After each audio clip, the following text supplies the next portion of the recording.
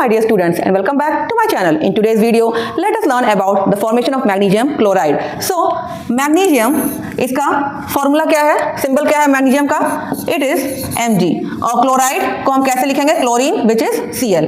अब अगर हम देखें तो magnesium is a metal and chlorine is a non metal. तो मेटल और नॉन मेटल के बीच में कैसा बॉन्ड बनता है? They form ionic bond. ठीक है, a metal and a non metal together they form an ionic bond. अब सबसे पहले हम क्या देख लेते हैं कि मैग्नीशियम का एटॉमिक नंबर कितना है. तो मैग्नीशियम का एटॉमिक नंबर है 12 और इसका इलेक्ट्रॉनिक कॉन्फ़िगरेशन क्या हो जाएगा?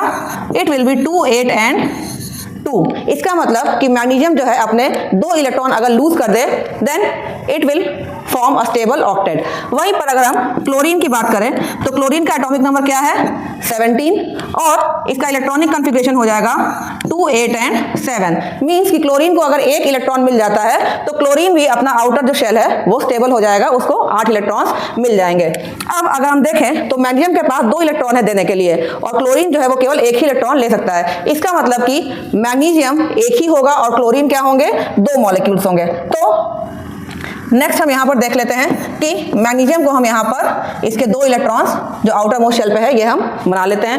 अब हम क्लोरीन बना लेते हैं. क्लोरीन के पास कितने हैं? 7 हैं. ठीक है, और क्योंकि मैग्नीशियम के पास 2 है, दोनों उसे लूज करने हैं तो इसका मतलब कि उसे 2 क्लोरीन के एटम्स चाहिए. अब क्या होगा कि एक मैग्नीशियम ने अपना यहाँ दे दिया और 1 इलेक्ट्रॉन यहाँ दे दिया. ठीक है, तो मैग्नीशियम ने क्या किया? लूज कर लिया इलेक्ट्रॉन को. अब लूज करने के बाद मैग्नीशियम पे क्या चार्ज आ गया? 2+ और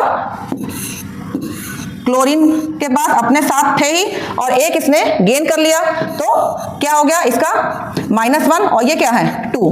ठीक है, तो ये हमारा हो गया फॉर्मेशन ऑफ मैग्नीशियम क्लोराइड.